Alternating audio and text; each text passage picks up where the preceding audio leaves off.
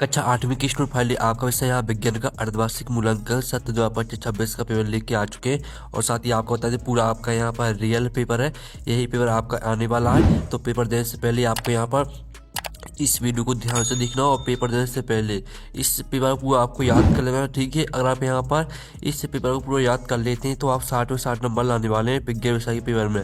आप यहाँ पर देख लीजिए शिक्षा केंद्र मध्य प्रदेश भोपाल अर्धवार्षिक मूल्यांकन सत्र 2025-26 विषय विज्ञान हिंदी माध्यम। समय आपका 2.5 घंटे रहेगा कक्षा 8 और पूर्णांक आपका 60 नंबर का रहेगा। आपके बहुविकल्पी प्रश्न आते हैं 1 से 5 तक। निर्देश आता है प्रश्नों को पढ़कर नीचे दिए विकल्पों में से सही विकल्प चुनकर उत्तर लिखिए। तो प्रश्न पहला आता है इनमें से कौन सी रबी की फसल है। तो आपका यह था चावल, बी आता आपका सरसों, सी आता आपका सोयाबीन और डी आता मक्का। तो इनमें से कौन सी रबी की फसल है। तो आपका इसका जो यहाँ पर राइट आंसर रहेगा वो आपका यहाँ पर हो जाएगा सरसों। सरसों आपका यहाँ पर राइट आंसर रहेगा। अब आपका यहाँ पर दूसरा आता है मैग्नीशियम का रिवर फीता वायु में जलने पर उत्पन्न करता है।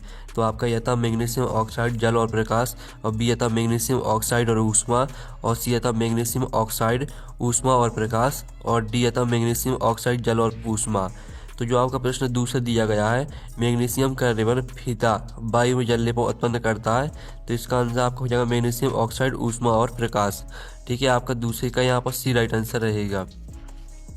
फिर आपका यहाँ पर तीसरा आता है मानव भ्रूण का रोपण कहाँ होता है। आपको बताना है मानव भ्रूण का रोपण कहाँ होता है। तो आपका यह था गर्भाशय में, बी था अंडवाहिनी में, सी था भ्रूण में और डी था अंडाशय में।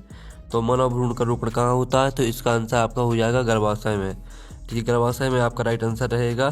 फिर चौथा आपका आता वह है जनन जिसमें केवल एक ही जीव भाग लेता है। तो आपका यह था अलैंगिक, बी था लैंगिक और सी था अलैंगिक और लैंगिक और डी था उपरोक्त में से कोई नहीं। तो वह है जनन जिसमें केवल एक ही जीव भाग लेता है, तो इसका आंसर आपका अलैंगिक हो जाएगा। फिर आपका पांचवा आता है निम्न में से संपर्क बल है। तो आपका यह था स्थिर विद्युत बल, बी था चुंबकीय बल और सी था आपका पेशीय बल और डी था गुरुत्वाकर्षण बल। तो निम्न में से संपर्क बल है, तो आपका इसका आंसर हो जाएगा पेशीय बल। पेशीय बल आपका यहाँ पर राइट आंसर रहेगा। इस तरह से जो आपके 1 से लेकर 5 तक दिए गए थे बहुविकल्पीय प्रश्न वो आपके कंप्लीट हो जाते हैं, आपने अच्छे से याद कर लिए होंगे। अब आता है रिक्त स्थानों की पूर्ति कीजिए। प्रश्न क्रमांक 6 से 10 तक आते हैं आपके रिक्त स्थान। निर्देश आता है रिक्त स्थानों की पूर्ति कीजिए। प्रत्येक प्रश्न के लिए 1 अंक आपका निर्धारित है। तो प्रश्न 6 आता है ईंधन के अपूर्ण दहन से डॉट डॉट विषैली गैस बनती है। तो ईंधन के अपूर्ण दहन से आपकी कार्बन मोनोऑक्साइड, ठीक है। आप यहाँ पर देख लीजिए इसका आंसर आपका हो जाएगा कार्बन मोनोऑक्साइड, ठीक है। आप यहाँ पर देख लीजिए कार्बन मोनोऑक्साइड, ठीक है। कार्बन मोनोऑक्साइड विषैली गैस बनती है। फिर आपका प्रश्न 7 आता है प्रवासी पक्षी दूर सुदूर क्षेत्रों से डॉट डॉट परिवर्तनों के कारण पलायन करते हैं। तो प्रवासी पक्षी सुदूर क्षेत्रों से आपका इसका आंसर हो जाएगा, ठीक है। यहाँ पर इसका आंसर रहेगा जलवायु परिवर्तनों के कारण, ठीक है। जलवायु आपका इसका आंसर रहेगा। तो यहाँ पर जलवायु परिवर्तनों के कारण पलायन करते हैं। फिर आपका 8वां आता मेढक में टेटपोल से वयस्क में रूपांतरण डोडो कहलाता है। तो मेढक में टेटपोल से वयस्क में रूपांतरण आपका कहलाता है कायंत्रण, ठीक है। आप यहाँ पर देख लीजिए कायंत्रण आपका यहाँ पर राइट आंसर हो जाएगा। और जो आपका यहाँ पर दिया गया है 9वां किसी चुंबक का उत्तरी ध्रुव दूसरे चुंबक के उत्तरी ध्रुव को डोडो करता है। तो यहाँ पर किसी चुंबक का उत्तरी ध्रुव दूसरे चुंबक के उत्तरी ध्रुव को यहाँ पर प्रतिकर्षित करता है। तो आपका यहाँ पर प्रतिकर्षित आपका यहाँ पर राइट आंसर हो जाएगा, ठीक है। अब स्टूडेंट आपका यहाँ पर 10वां आता सामान से लदी ट्रॉली को चलाने के लिए हमें उस पर डोडो पड़ता है। तो सामान से लदी ट्रॉली को चलाने के लिए हमें उस पर बल लगाना पड़ता है, ठीक है। आप यहाँ पर देख लीजिए बल लगाना पड़ता है, ठीक है। इस तरह से आपके जो रिक्त स्थान है वो कंप्लीट हो जाते हैं। आपने अच्छे से याद कर ली होंगे। 6 में का आंसर आपका कार्बन मोनोऑक्साइड, 7 में का आंसर जलवायु, 8 में का आंसर आपका कायांतरण, 9 में का आंसर प्रतिकर्षित, 10 में का आंसर बल लगाना।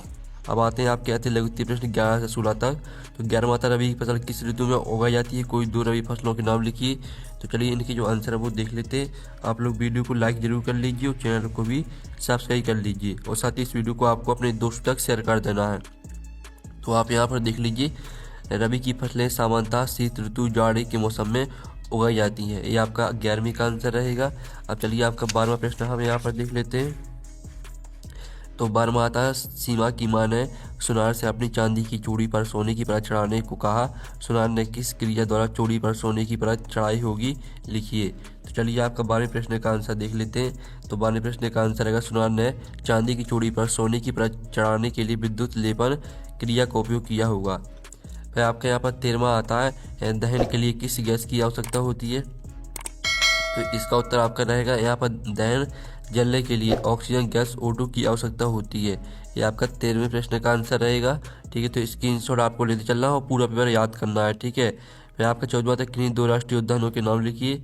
तो चलिए आप यहाँ पर देख लीजिए, किन्हीं 2 राष्ट्रीय उद्यानों के नाम है आपकी कान्हा राष्ट्रीय उद्यान और ठीक है, बांधवगढ़ राष्ट्रीय उद्यान। ठीक है, इस तरह से आपके 2 राष्ट्रीय उद्यान हो जाएंगे। फिर आपका यहाँ 15वां आता है, अमीबा में किस विधि द्वारा नए जीव का विकास होता है। तो इसका उत्तर आपका यहाँ पर रहेगा, अमीबा में द्विखंडन विधि द्वारा नए जीव का विकास होता है। यह अलैंगिक जनन की एक विधि है। इस तरह से आपका 15वें प्रश्न का उत्तर रहेगा। 16वां आपका आता, कविता ने देखा उसकी माँ अनाज को छान रही थी। वह अनाज के छोटे कण नीचे गिर रहे थे। कणों का नीचे की ओर गिरना किस बल का उदाहरण है, इस बल का एक अन्य उदाहरण भी लिखिए। ठीक है, तो चलिए आपको नेक्स्ट क्वेश्चन का आंसर देख लेते हैं। तो आप यहाँ पर दिल्ली कणों का नीचे की ओर गिरना गुरुत्वाकर्षण का उदाहरण है और साथ ही इस बल का एक अन्य उदाहरण पेड़ से फल का नीचे गिरना या किसी वस्तु को ऊपर फेंकने पर उसका नीचे आना। ठीक है, इस तरह से आपका इसका उत्तर रहेगा। आप लोग वीडियो को लाइक जरूर कर लीजिए, चैनल को भी सब्सक्राइब कर लीजिए। और जो आपके इंग्लिश में लिखा है आपको इंग्लिश में नहीं याद करना है। ठीक है, जो आपके यहाँ पर दिया गया गुरुत्वाकर्षण बल, इसे यहाँ पर ग्रेविटेशनल फोर्स कहते हैं इंग्लिश में। इसको आपको याद नहीं करना, आपको सिर्फ हिंदी याद करनी है। ठीक है, अब चलिए आपके यहाँ पर आते हैं लघुत्तरीय प्रश्न 17 से 22 तक। तो 17वां आता है, जीवाणु मिट्टी को उर्वरता को बढ़ाने में किस प्रकार सहायक है। तो आप यहाँ पर देख लीजिए, इसका आंसर रहेगा, जीवाणु निम्नलिखित प्रकार से मिट्टी की उर्वरता बढ़ाते हैं। नाइट्रोजन स्थिरीकरण, ठीक है, राइजोबियम जैसे कुछ जीवाणु वायुमंडलीय नाइट्रोजन को नाइट्रेट्स, ठीक है, में बदलकर मिट्टी में स्थिर करते हैं। और दूसरा रहेगा जैविक पदार्थों का अपघटन। इस हेडिंग को भी पूरा याद कर लेना, आप इसका स्क्रीनशॉट ले लीजिए। फिर आपका यहाँ पर देख लेते हैं 18वां, किसी सर्दी जुकाम रोग से पीड़ित व्यक्ति के संपर्क में आने पर हम भी उस रोग से पीड़ित हो जाते हैं। क्या ऐसे रोगों को किस किस श्रेणी में रखा गया है। तो चलिए आपका यहाँ पर देख लेते हैं 18वें क्वेश्चन का आंसर। तो आप यहाँ पर देख लीजिए, हम सर्दी जुकाम जैसे रोग से पीड़ित व्यक्ति के संपर्क में आने पर इसलिए बीमार हो जाते हैं क्योंकि ये रोग संक्रामक रोग होते हैं। ठीक है, आपको इंग्लिश में जो दिया गया है इसको याद नहीं करना है। ठीक है, पहले आप इतना स्क्रीनशॉट ले लीजिए, फिर इतना स्क्रीनशॉट ले लीजिए। ठीक है, ये आपका आंसर रहेगा। फिर आपका आता 19वां, रेड डाटा पुस्तक क्या है, लिखिए। तो चलिए आपका इसका आंसर हम यहाँ पर देख लेते हैं।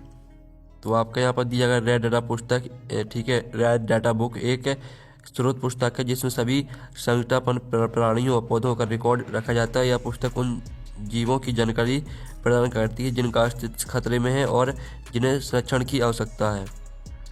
फिर आपका यहाँ पर देख लेते हैं 20वां, लैंगिक जनन तथा अलैंगिक जनन में क्या अंतर है, इसके आपको दो उदाहरण देना है। तो आप यहाँ पर देख लीजिए, आपका लैंगिक और अलैंगिक जनन में अंतर दिया गया है। इसमें 2 जीव नर और मादा भाग लेते हैं, इसमें केवल एक ही जीव भाग लेता है। इस तरह से आपको तीनों पॉइंटों को पूरा याद कर लेना है। ठीक है, इसमें बॉक्स हमने नहीं बनाया, आपको बॉक्स बना देना है। ठीक है, और साथ ही इसके 2 उदाहरण भी देख लीजिए। आपके लैंगिक जनन के उदाहरण रहेंगे मनुष्य, अधिकांश जानवर और पुष्पी पौधे।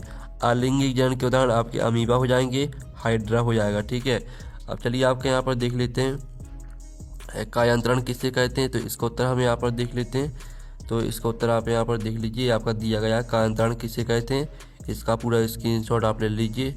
अब चलिए आपका 22वां आता है, एक औजार बनाते समय कोई लोहे के गर्म टुकड़े को हथौड़े से पीटता है। पीटने के कारण लगने वाले बल लोहे के टुकड़े को किस प्रकार प्रभावित करता है। तो चलिए आपका इसका आंसर हम यहाँ पर देख लेते हैं। इसका आंसर रहेगा लोहार द्वारा लोहे के गर्म टुकड़े पर हथौड़े से लगाया गया बल एक पेशीय बल होता है। ठीक है, आपका जो इंग्लिश में यहाँ पर दिया गया, इंग्लिश में आपको कोई भी शब्द याद नहीं करना, पूरी आपको हिंदी याद करना है।